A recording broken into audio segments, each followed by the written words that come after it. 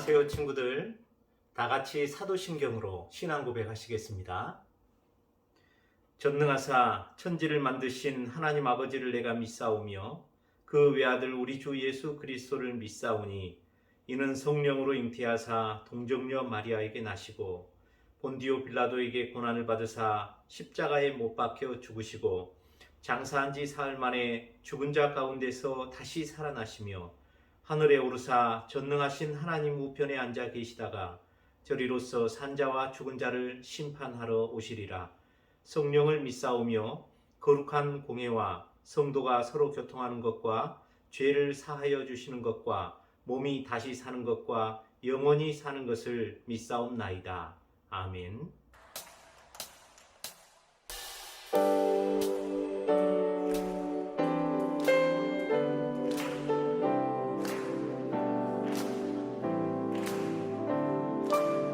하늘보다 높은 주의 사랑, 하늘에서 주잡이 내려 영원한 사랑 알게 하소서.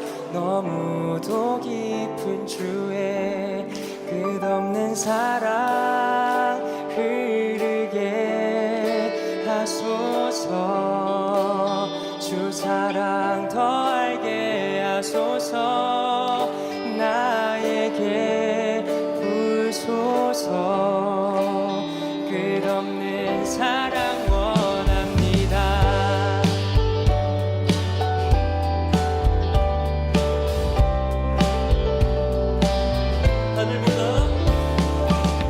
하늘보다 높은 주의 사랑, 하늘에서 주잡이 내려 영원한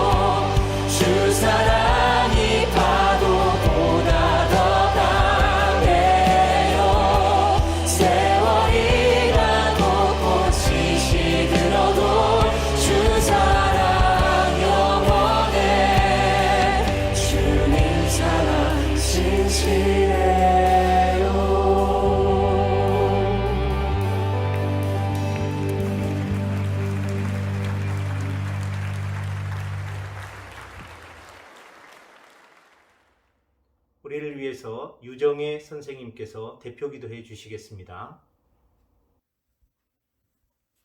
세상 만물의 소상을 주관하시고 우리의 삶을 이끄시는 주님, 바뀌는 환경 가운데서도 예배를 허락하시니 감사합니다. 우리의 여건이 미비해서 온전한 예배를 보기 어렵다고 불평하거나 환경 탓을 하며 예배를 소홀히 하지는 않았는지, 현실의 문제로 번민하여 성령이 이끄는 삶을 잊지는 않았는지 우리의 삶을 돌아보며 회개합니다. 사회적 혼란 가운데도 예쁘고 멋진 1학년 친구들이 건강한 모습으로 고등부에 올라오게 하시니 감사합니다. 또 고등부 교사들이 각자의 자리에서 한 뜻으로 고등부를 섬기게 하시니 감사합니다.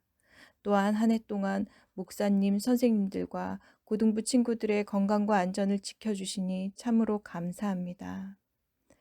주님, 우리 고등부를 지키시고 인도하시어 우리 친구들이 세상적 기준과 가치관에 동화되지 않게 하여 주시옵소서.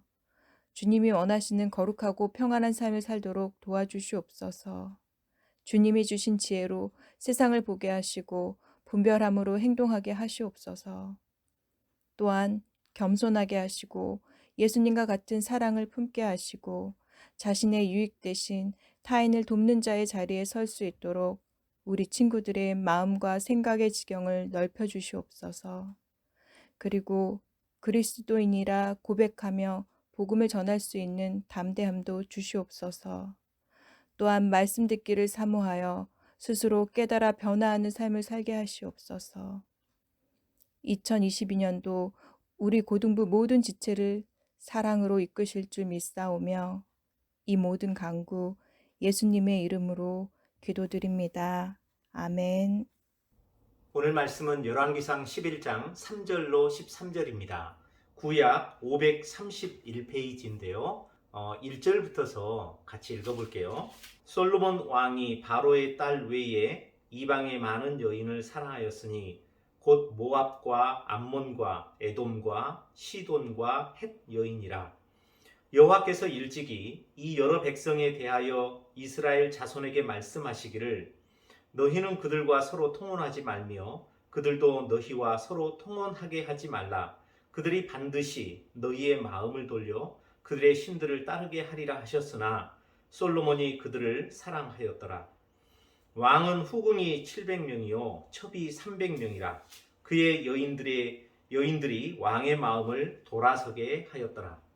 솔로몬의 나이가 많을 때에 그의 여인들이 그의 마음을 돌려 다른 신들을 따르게 하였으므로 왕의 마음이 그의 아버지 다윗의 마음과 같지 아니하여 그의 하나님 여호와 앞에 온전하지 못하였으니. 5절 이는 시돈 사람의 여신 아스다롯을 따르고 암몬 사람의 가증한 밀곰을 따름이라. 솔로몬이 여호와의 눈앞에서 악을 행하여 그의 아버지 다윗이 여호와를 온전히 따름같이 따르지 아니하고 모압의 가증한 그모스를 위하여 예루살렘 앞 산에 산당을 지었고 또 암몬 자손의 가증한 몰록을 위하여 그와 같이 하였으며 그가 또 그의 이방 여인들을 위하여 다 그와 같이 한지라. 그들이 자기의 신들에게 분향하며 제사하였더라. 9절 솔로몬이 마음을 돌려 이스라엘의 하나님 여호와를 떠나므로 여호와께서 그에게 진노하시니라. 여호와께서 일찍이 2번이나 그에게 나타나시고 이 일에 대하여 명령하사 다른 신을 따르지 말라 하였으나 그가 여호와의 명령을 지키지 않았으므로 여호와께서 솔로몬에게 말씀하시되 내게 이러한 일이 있었고 또 내가 내 언약과 내가 내게 명령한 법도를 지키지 아니하였으니 내가 반드시 이 나라를 내게서 빼앗아 내 신하에게 주리라. 그러나 내 아버지 다윗을 위하여 내 세대에는 이 일을 행하지 아니하고 내 아들의 손에서 빼앗으려니와 오직 내가 이 나라를 다 빼앗지 아니하고 내 종 다윗과 내가 택한 예루살렘을 위하여 한 지파를 내 아들에게 주리라 하셨더라. 아멘. 오늘 말씀의 제목은 인간의 배반과 하나님의 신실하심입니다. 여러분, 솔로몬 지난주에 우리 배웠죠. 참 지혜를 주신 하나님. 솔로몬은 지혜의 왕이었고 어떻게 이 지혜를 받았다고 그랬어요? 네, 솔로몬은 하나님께 일천번제를 드림으로 하나님의 마음을 감동시켰어요. 하나님께서 감동된 마음으로 이렇게 물어보죠. 내가 내게 무엇을 줄꼬? 자, 여기서 또 하나 지혜가 있다 그랬죠. 내가 갖고 싶은 거, 내 중심적인 기도 제목을 아뢰는 게 아니라 하나님이 무엇을 원하시는가를 생각해 볼 필요가 있겠죠. 그렇다고 솔로몬이 그런 하나님이 무엇을 원하는지를 생각해 본 것이 아니라 진심으로 백성들을 사랑했기 때문에 백성들을 어떻게 선악을 분별하며 옳고 그름을 판단할 수 있겠는가 하는 이 지혜를 달라고 그랬어요. 하나님 엄청 감동하셨죠. 그래서 구하지 아니한 장수나 부나 부귀 영화까지 다 솔로몬에게 주었던 것을 알 수 있죠. 우리는 여기서 뭘 배웠어요? 네, 하나님을 기쁘시게 하는 일, 그게 뭐냐면 하나님의 백성을 사랑하는 일이고 하나님의 백성들에게 하나님을 가르치는 일이 되겠죠. 이런 사람들을 위해서 사는 삶을 살겠다 할 때, 다시 말해서 그게 하나님이 기뻐하시는 일인데 하나님을 기쁘시게 하는 삶을 살 때 하나님은 누구를 기쁘시게 한다 그랬어요? 네, 우리를 기쁘시게 해주는 삶을 하나님께서 도와주세요. 바로 이런 삶의 원리, 이게 뭐라고요? 지혜다. 그래서 우리 친구들, 내가 뭔가 좀 머리가 좀 IQ가 낮고 세상 일이 잘 안 풀리고 또 어려움에 처하게 될 때 하나님 우리에게 지혜를 주세요. 저는 지혜가 부족해요. 이렇게 이야기를 하는데 그럴 때마다 지혜가 뭔가 참 모호한 것 같기도 하고 멀리 있는 것 같기도 하고 내 손에 잘 잡히지 않는 것 같거든요. 근데 성경에서는 뭐라고 하냐면 지혜나 하나님의 말씀은 그리 먼 것도 아니고 어려운 것도 아니다, 이렇게 이야기를 해요. 지혜는 하나님 말씀 속에 있으며 지혜의 특징은 매우 단순합니다. 나를 위해서 살기보다 하나님과 하나님의 자녀와 백성들을 위해서 사는 것, 여러분 이게 지혜예요. 더 이상 어디 가서 이 다른 지혜를 얻으려고 안 하셨으면 좋겠어요. 문제는 우리가 이런 것을 알지만 이대로 살지 못하는 것이 어리석은 거죠. 그러니까 그런 삶을 살도록 우리 친구들이 매번 노력하고 하나님께 나와서 그렇게 살도록 힘을 달라고 기도하는 것, 그게 올바른 기도고 그게 올바른 지혜로운 자의 자세라고 볼 수 있습니다. 자, 우리 지난주 이렇게 배웠고요. 오늘은 이제 4, 5, 6장에서 10장까지 쭉 지났는데 그 과정 중에 솔로몬은 왕궁을 건축하고 또 하나님의 성전을 건축하게 됩니다. 그리고 그 성전을 다 건축한 다음에 성전 봉헌식까지 올리는 장면이 나와요. 그리고 11장으로 들어가는데 반전이 일어나게 됩니다. 와, 이렇게 하나님을 잘 알고 하나님의 백성을 위해서 지혜를 가지고 그 백성들을 위해서 잘 판단하며 살겠다던 솔로몬이 도대체 무슨 일 때문에 하나님의 진노를 사게 되었는지, 그리고 12장부터서 나오는 것이 뭐냐면 이 강성한 이스라엘이라는 나라, 다윗과 솔로몬 때 엄청나게 강성했고 영토가 가장 컸었어요. 주변 모든 나라에서 다 두려워하고 멀리 시바에 있는 여왕이 와서 솔로몬의 지혜를 경청할 정도로 그렇게 이름을 떨쳤던 이스라엘이 두 동강으로 쪼개져 버립니다. 근데 그 두 동강으로 쪼개진 게 오늘 11장 뒤에 보면 9절에서 13절에 보니까 하나님이 솔로몬 너 때문에 내가 이 나라를 둘로 쪼갤 거야. 하지만 너 때가 아니라 네가 아버지 이름을 봐서 내가 네 아들 때 이 나라를 둘로 쪼갤 건데 네 나라는 단지 한 지파만 얻을 것이고 나머지 10지파는 다른 나라, 너의 신하가 가지게 될 것이다. 이렇게 이야기하죠. 여러분, 나라가 둘로 쪼개졌으면 강성해질까요? 쇠퇴해질까요? 당연히 분열이 일어난 다음에는 그 나라의 국력이 약해지겠죠. 이렇게 된 원인이 무엇일까요? 우리의 삶에도 똑같이 적용해 볼 수가 있어요. 여러분, 우리가 한때 잘 나갈 수 있습니다. 내 미모가, 또는 내 건강이, 또는 내 실력이. 여러분, 인생이 참 잘 나갈 때가 있는데요. 하지만 인생은 꼭 잘 나갈 수만은 없습니다. 왜냐하면 인생 자체가 우리가 하나님을 떠나서 하나님의 징벌적 형벌 속에 살아가는 과정이기 때문에 하나님은 이 가운데 두신 하나님의 메시지가 있거든요. 그것은 뭐냐면 우리가 이 인생을 살면서 이 고난의 여정 가운데 두심으로 하나님을 떠난 그 아픔이 얼마나 컸던 것이며 하나님의 사랑이 어떠했는가를 다시 거꾸로 추적해서 깨달아 알도록 장치해 놓은 것이 이 인생의 삶이에요. 그러니까 이 인생의 삶에서 매번 잘 나가면 그걸 깨달을 수 있을까요? 자기 잘난 맛에 살겠죠. 그리고 그럴 때는요, 사람이 어려움 가운데 처해야 자신을 뒤돌아보고 자신의 과거를 뒤돌아보고 깨달음이 있을 텐데 잘 깨닫지를 못해요. 그러니 인생은 반드시 잘 나갈 때가 있지만 또 반드시 못 나갈 때가 있다라는 사실을 우리 친구들도 아셨으면 좋겠어요. 그런데 그 못 나감이 여러분들을 향한 미움이 아니라 여러분들을 향한 하나님의 또 다른 사랑이다 라는 사실을 여러분들이 생각해 볼 줄 아는 이 지혜로운 친구들이 되셨으면 좋겠습니다. 우리 인생에서 가장 못 나갈 때는 뭐가 있겠어요? 네, 바로 죽음이라는 고통, 죽음이라는 절망과 두려움이 우리를 또 지나갈 수가 있겠죠. 이와 같이 우리 인생은 모두가 다 고통과 고난과 이 가운데 하나님을 알아가는 즐거움과 하나님을 배우고 깨달아가는 또 삶의 열매를 맺혀가는 그런 기쁨과 즐거움이 간간히 있다라는 것이에요. 그런 점에서 우리 친구들 솔로몬을 통해서 솔로몬도 잘 나갔다가 잘 못 나가는데 훗날 하나님께서 다시 그에게 은혜를 주시거든요. 그래서 솔로몬이 훗날 잠언도 짓고 전도서 말씀도 이렇게 짓는데요. 누구나 다 잘 못 나가는 일이 하도 많기 때문에 여러분 일부러 잘 못 나가려고 애쓰지 마세요. 그런데 어떻게 하면 솔로몬처럼 잘 못 나갈 수 있을까를 오늘 본문 말씀을 통해서 우리는 깨달아 알고 그걸 주의하면 되겠죠. 1절부터 한번 살펴볼까요? 솔로몬 왕이 바로의 딸 외에 이방 많은 여인을 사랑하였으니, 옛날 개역 한글판에는 연애하였다 이런 말이 있어요. 여기서 사랑했다는 말은 그들을 매우 아끼고 그들을 위해서 내가 헌신하고 이런 개념의 사랑일까요? 그건 아니겠죠. 그들을 연애해서 좋아했다는 거예요. 누구를 위해서? 그들을 위해서가 아니라 자신을 위해서. 솔로몬 자신의 무엇을? 마음속에 있는 여러 가지 유혹과 욕정과 정욕을 위해서 이렇게 좋아했다는 거죠. 자, 곧 어디 사람들을 사랑했어요? 모압과 암몬과 또 에돔과 시돈과 헷 여인들이다. 이 5나라가 나오는데요.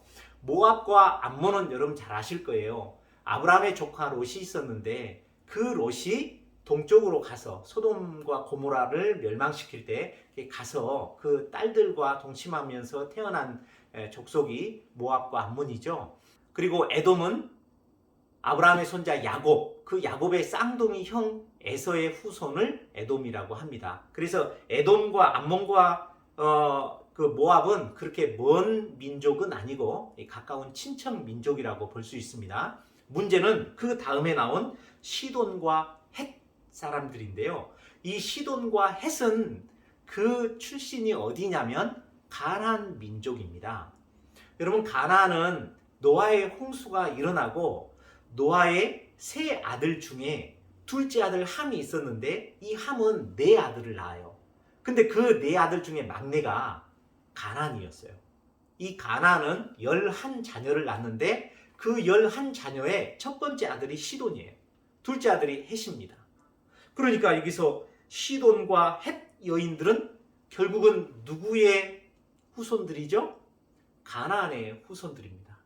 근데 여러분, 가나안이라는 말을 참 많이 성경에서는 쓰고 또 가나안 땅 그러면 젖과 꿀이 흐르는 땅 또는 축복의 땅 이렇게 이야기를 하니까 가나안이란 이름 자체가 좀 매력적으로 들리기도 하거든요. 그런데 하나님께서는 가나안을 무척 싫어하셨어요. 노아의 손자가 16명이나 됐는데 특별히 그 손자 가나안을 딱 찍어서 저주를 내립니다.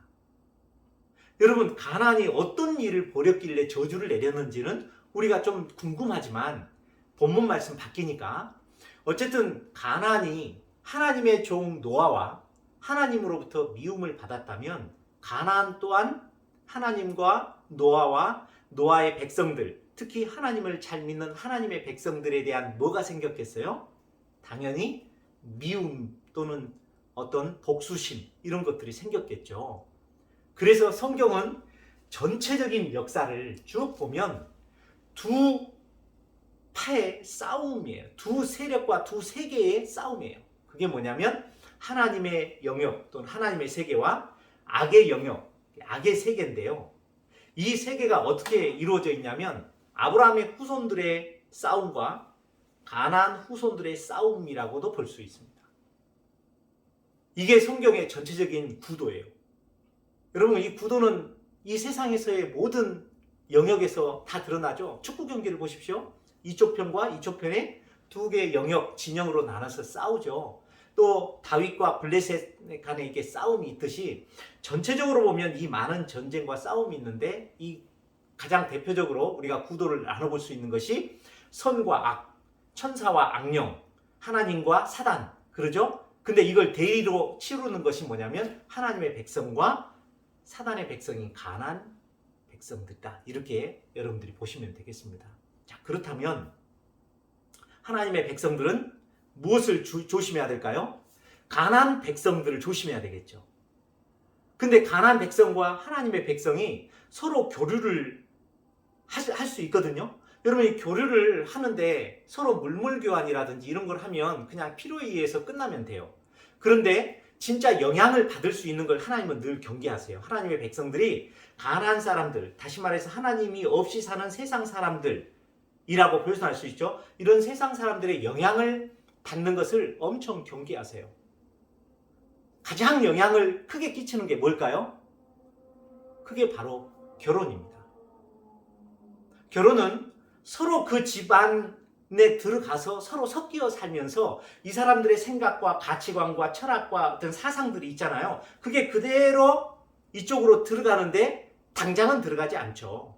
서서히 아주 점진적으로 오랜 시간 동안 서서히 영향을 끼치게 됩니다. 여러분, 이 서로의 생각이 다르고 사상과 세계관이 다른데 어디 세계관이 더 영향을 많이 끼칠까요? 하나님 쪽이 더 치명적인 영향을 받습니다. 이게 무슨 소리냐면 그렇다고 해서 하나님의 백성들이 완전 타락한 것이 아니에요. 왜냐하면 그들은 하나님이라는 신앙관이 있어요. 이게 뿌리거든요. 근데 이 뿌리가 완전히 뽑히지는 않는데 여기서 온 영향력이 들어가면 이중적인 신앙관을 갖게 돼요. 그러니까 하나님도 섬기고 세상 신도 섬기는 일이 벌어져 버립니다. 그런데 이게 재밌는 것은요. 그러면 하나님을 섬기는 사람들은 우리가 하나님을 배신하고 배반한 적이 있다고 그래요? 없다 그래요? 당연히 없다고 그럽니다. 왜? 여전히 하나님을 섬기고 있거든요. 하지만 어느새 세상에 섬겨야 되는 물질, 세상의 재미, 쾌락, 유혹, 정욕, 여자들 이런 것들을 섬기고 있어요. 그러니까 자기들은 하나님을 버린 적이 없지만 하나님 편에서 생각하면 자기 백성들이 우상을 섬긴다 하고 타락했다라고 보는 거죠. 우리 친구들도 여기에 대한 좀 민감함을 가졌으면 좋겠습니다. 우리는 하나님을 섬긴다고 예배에 나오고 교회도 오고 열심히 신앙생활을 합니다. 하지만 동시에 우리 마음 가운데 하나님만 섬겨요? 아니면 세상의 명예와 재미와 쾌락과 이런 지위와 이런 것들도 같이 섬깁니까? 그런 게 있다면 우리는 하나님을 버린 적 없지만 하나님은 우리가 하나님을 버렸다라고 생각할 수 있다는 겁니다. 그게 바로 오늘 솔로몬의 이중적 신앙 생활입니다. 그러면 솔로몬이 하나님께서 이렇게 기뻐하시지 않고 이렇게 타락하게 된 결정적 원인을 성경은 바로 1절부터서 그 이야기를 하는 거죠. 거기에 있는 많은 여인들을 사랑하는 것도 문제죠. 하나님은 일부 일처제를 주었어요. 우리 이런 말씀이 나오는 곳이 어디 있냐면 말라기서라고 있어요. 여러분, 말라기서는 구약의 제일 마지막 페이지, 신약 바로 전이겠죠. 말라기서 2장을 보면 2장 15절, 이따가 2장도 같이 한번 읽어볼 생각인데요. 2장 15절에 이런 말이 있어요. 오직 하나를 만들지 아니하셨느냐? 어찌하여 하나만 만드셨느냐? 이건 뭐냐면 여자를 만든 거예요.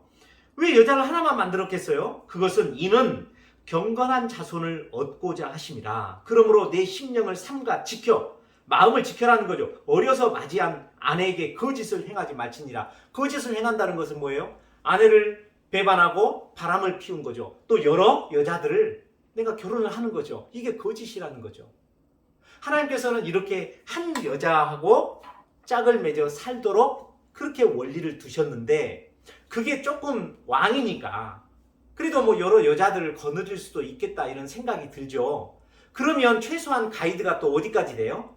유대 민족 안에서. 그래서 그의 아버지 다윗도 그랬고 여러 왕들도 그랬지만 그 유대 민족 안에서 그래도 여자들을 이렇게 많이 취했어요.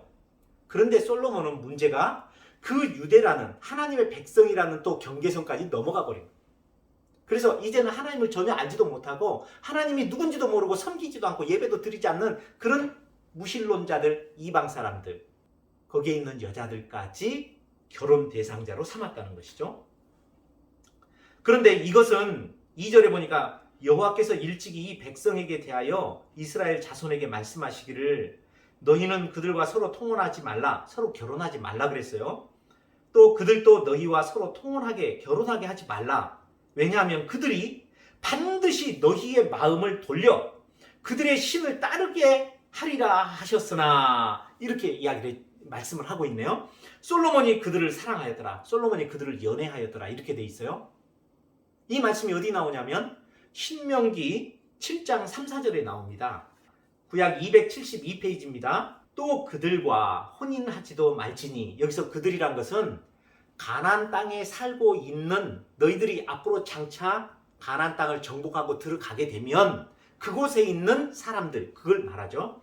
그들과 혼인하지도 말지니 내 딸을 그들의 아들에게 주지 말 것이요 그들의 딸도 내 며느리로 삼지 말라. 왜냐하면 그가 내 아들을 유혹하여 그가 여호와를 떠나고 다른 신들을 섬기게 하므로 여호와께서 너희에게 진노하사 갑자기 너희를 멸하실 것임이라 하고 모세를 통해 하나님의 계명인 신의 계명, 신명기 말씀을 통해 이렇게 말씀을 해주셨어요.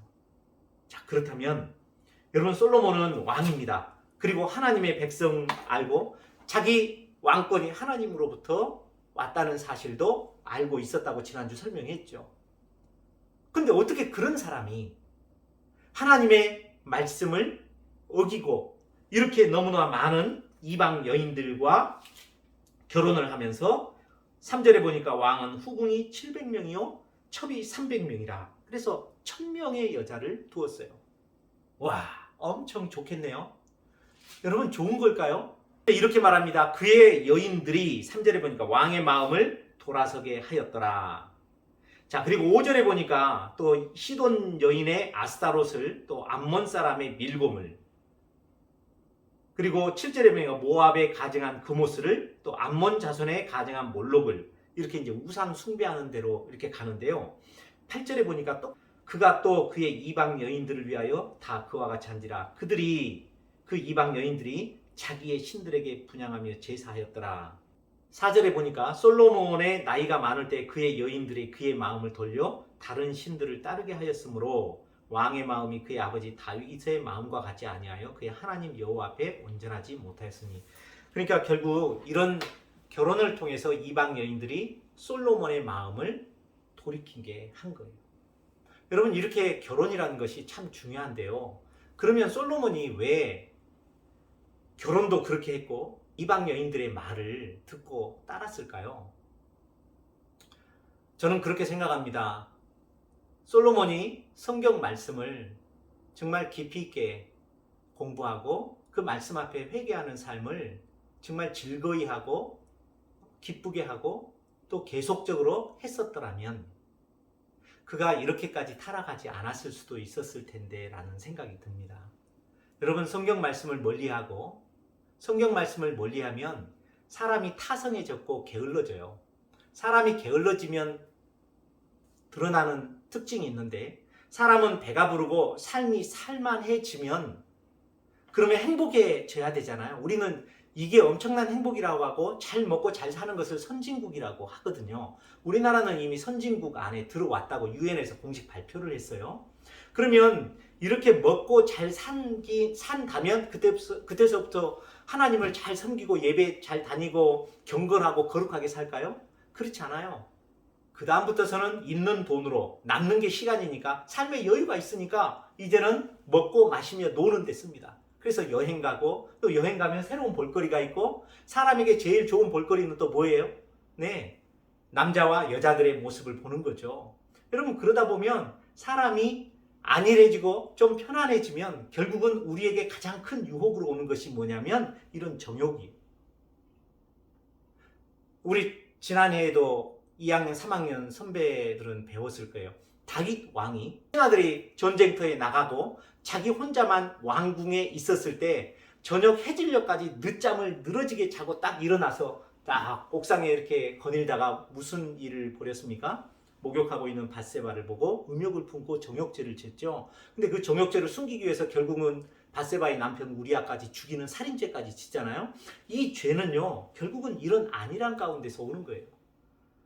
여러분, 세상에는 얼마나 안일함을 추구하고 그 안일함 가운데 세상에 잔재미들이 얼마나 많이 있습니까? 연애하는 것도 얼마나 재밌습니까? 그래서 젊은 날 결혼하기 전에도 이 남자 저 여자, 이 여자 저 남자 수없이 만나보고 헤어지고 만나보고 헤어지고. 여러분, 이게 내가 결혼할 사람 또 짝을 찾는데 뭔가 필요한 일이겠거니 해서 하는데 실제로는 그걸 즐기는 거 아니겠어요? 그리고 그거 그렇게 하나님께서 원하시지 않을 수 있습니다. 여러분, 너무 많이 그런 것들에 우리가 즐기는데 명분을 하나 그렇게 삼죠. 결혼을 위해서. 여러분, 그러면 결혼을 위해서 하나님께 열심히 또 간절히 기도하시고 하나님 그 사람을 주시는데 여러분 눈을 통해서 찾으려고 안 하셨으면 어떨까 싶습니다. 여러분, 사람의 눈은 되게 한계가 있어요. 그리고 이게 오늘날 소위 연애라는 것이 우리나라뿐만 아니라 전 세계를 휩쓸고 있는 건데 다 결혼은 무엇을 통해서 하려고 합니까? 연애를 통해서 하려고 그래요. 이게 열왕기상 11장을 보면 여기서 사랑이라는 말이 개역 개정판으로는 다 사랑으로 바뀌었지만 개역 한글판에는 다 연애라는 말로 쓰여 있어요. 어느 순간 성경도 연애라는 말을 사랑이라는 말로 둔갑을 시키고 있습니다. 여러분, 이게 사탄이 제일 좋아하는 것이 이 단어의 유희를 즐깁니다. 그래서 음란을 뭘로 바꾸냐면 사랑이라는 개념으로 바꿔요. 여러분, 러브 호텔이 옛날 모텔이 러브 호텔로 많이 쓰였잖아요. 그 러브 호텔이 사랑 호텔입니까? 아니면 음란 모텔입니까? 다 아실 거예요. 사단은 이렇게 교묘하게 하나님의 가치를 세상적인 가치로 둔갑을 시켜 우리로 하여금 옳고 그름이 어떤 것인지 그 기준을 아주 모호하게 만들어버립니다. 자유라는 말도 마찬가지예요. 신앙의 자유 아주 좋습니다. 하지만 신앙의 자유는 곧 하나님을 내가 버리고 내가 주도적으로 결정해서 나는 다른 신을 섬길 수도 있고 다른 걸 취할 수도 있다는 자기 주도성, 자기 중심적인 것을 갖게 만드는 거예요. 그게 자유인데 이 자유가 지금 엄청 좋죠. 그래서 유럽에 여러분들 풀어놓은 자유로 얼마나 코로나에 감염이 많이 됩니까? 실은 이 자유가 아주 이기적으로 쓰이고 있기 때문에 그래요. 실은 이 자유는 결국은 엄밀히 말하면 하나님을 떠난 배반과 배신이에요. 우리가 어찌 보면 좋은 의도로 쓰이는 이런 단어들도 우리가 좀 본질적인 부분으로 들어가면 이게 얼마나 왜곡되어 있는지를 생각해 볼 수가 있습니다. 결혼이나 사랑이나 이것도 하나님의 가치관과 성경적 가치관 속에서 다시 우리가 재조명해 볼 필요가 있다고 봅니다. 우리도 솔로몬과 같이 많은 사람들 연애하며 그렇게 삶의 세상의 재미와 잔재미들을 추구하며 살고 싶은 그런 죄악된 욕망이 있어요. 거기에 사단은 호시탐탐 우리들의 마음이 죄로 무너져서 하나님을 떠나도록 아주 비상한 머리를 가지고 우리를 유혹합니다. 하지만 우리는 그렇게 유혹을 당한다 해도 하나님을 떠난 적이 없어요. 하나님을 모른 적이 없고 그래서 우리는 늘 신앙이 있다고 생각하지만 그렇게 되는 순간 이미 하나님께서 솔로몬에게 했던 것처럼 진노를 내릴 수 있고 형벌을 내릴 수 있다는 사실을 우리 친구들 꼭 명심하셨으면 좋겠습니다. 솔로몬은 결국 이방 여인과 결혼하지 말라는 신명기 말씀도 어겼을 뿐만 아니라 그렇게 결혼함으로 이방 여인들이 우상을 섬기게 해서 10계명인 제 1, 2계명 나 외에는 다른 신을 두지 말고 우상을 깎아 섬기지 말라는 10계명조차도 범한 그런 죄를 짓게 되었죠. 그래서 이 솔로몬 이후 열왕기들이 남유다 20명, 북왕국 20명, 40명의 왕들이 세워졌고 다 솔로몬과 북이스라엘의 여로보암이라는 왕의 그 행실을 쫓아서 살아요. 그래서 나라가 도덕적으로 타락해가고 점점 약해져 갑니다. 그 결국은 바벨론과 아수르에게 멸망을 당하죠. 그리고 다시 돌아와서 포로 생활 이후에 이스라엘 땅에 들어와 봤더니 그 이스라엘 땅에서 아직도 여전히 살고 있는 사람들, 그리고 거기서 신앙생활하고 있었던 당시 제사장과 그 지도자들의 삶 중에서 가장 크게 타락한 것이 뭐였냐면 결혼이 타락이었어요. 이방 여인하고 결혼한 제사장, 이방 여인하고 결혼한 지도자들이 넘쳐나는 거예요. 그 사실을 알고 종교 개혁을 일으켰던 것이 에스라서고 느헤미야서예요.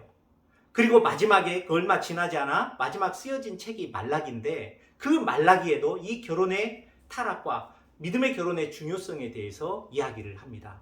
우리 아까 조금 전에도 읽었지만 우리 말라기서를 가서 다시 한 번만 조금 더 살펴보고 말씀을 맺도록 할게요.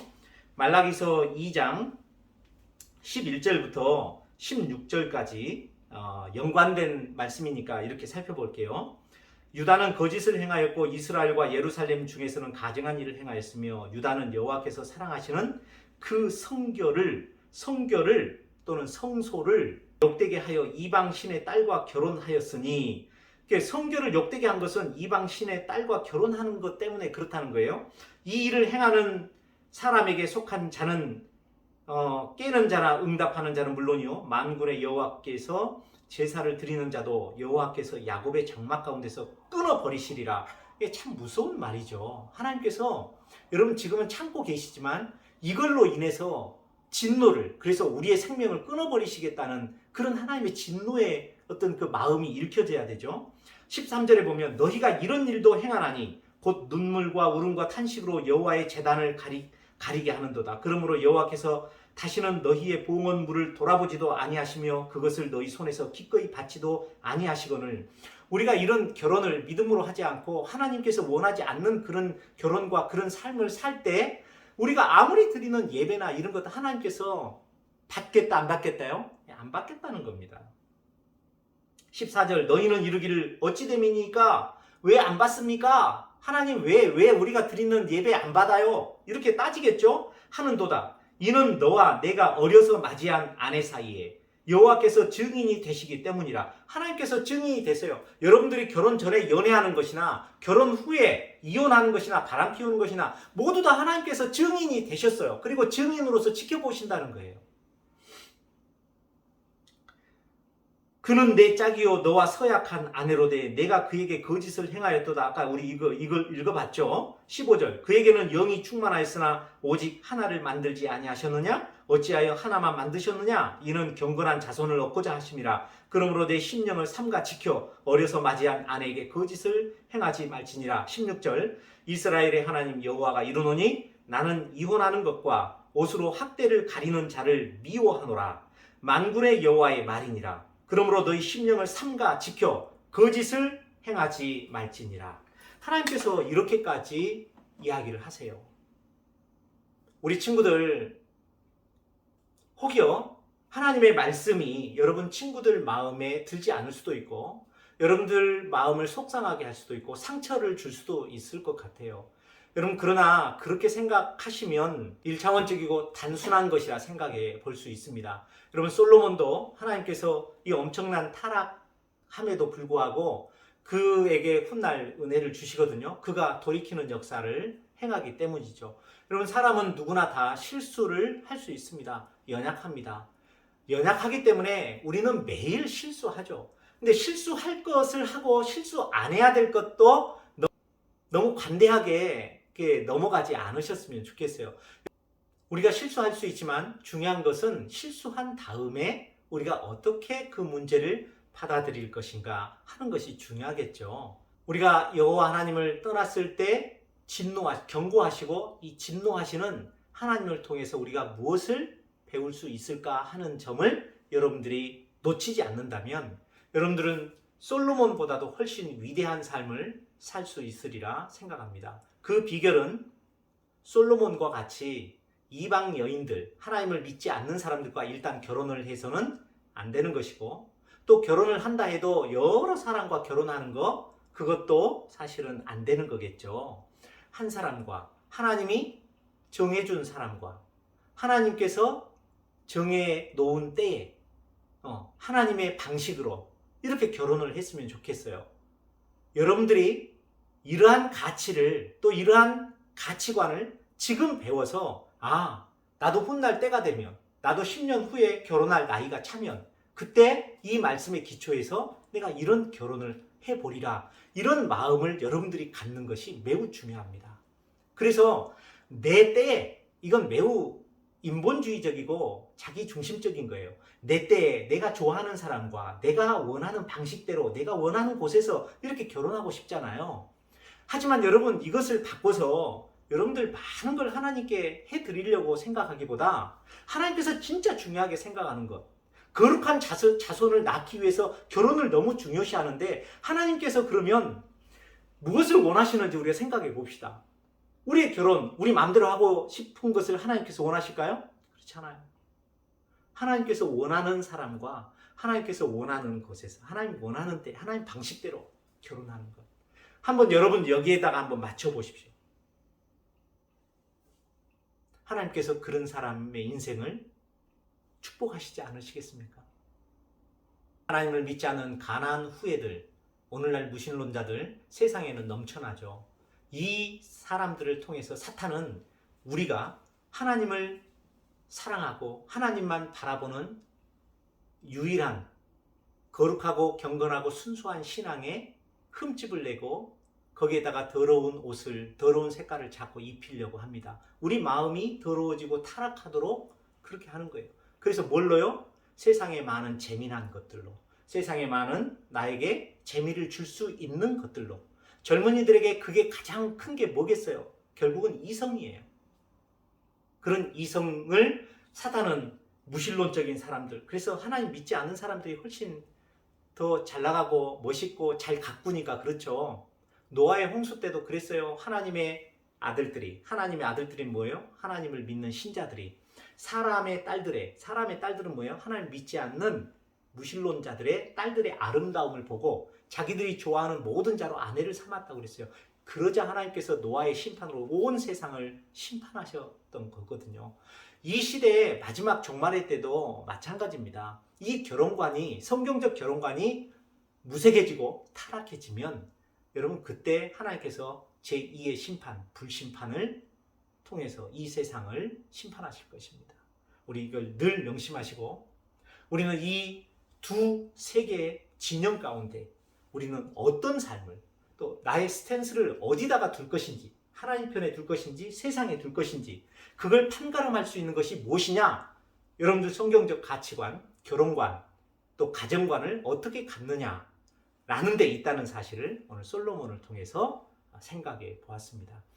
쌤이 아주 보수적이다 생각하지 마십시오. 쌤처럼 보수적이면서 진보적인 사람도 드뭅니다. 아주 진보적인 사람입니다. 뭐 형식이나 뭐 의식 이런 거 엄청 얽매이지 않은 사람 중에 한 사람이거든요.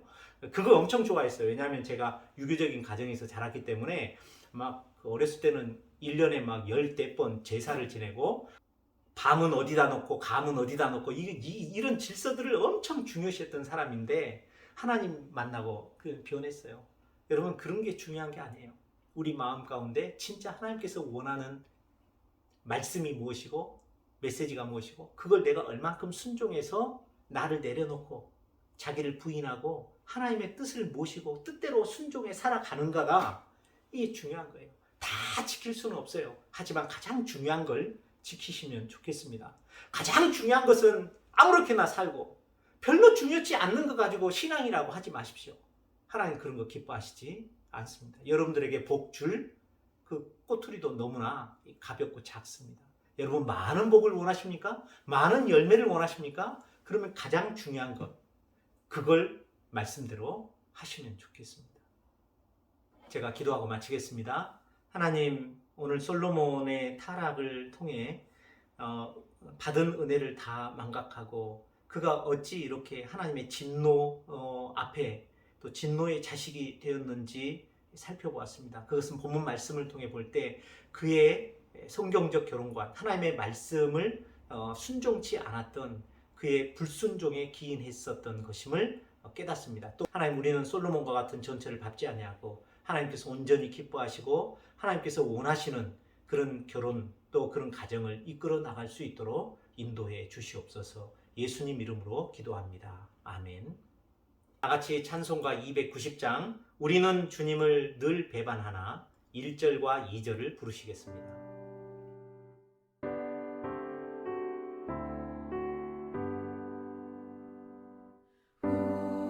우리는 주님을 늘 배반하나 내 주 예수 여전히 날 부르사 그 참 되신 사랑을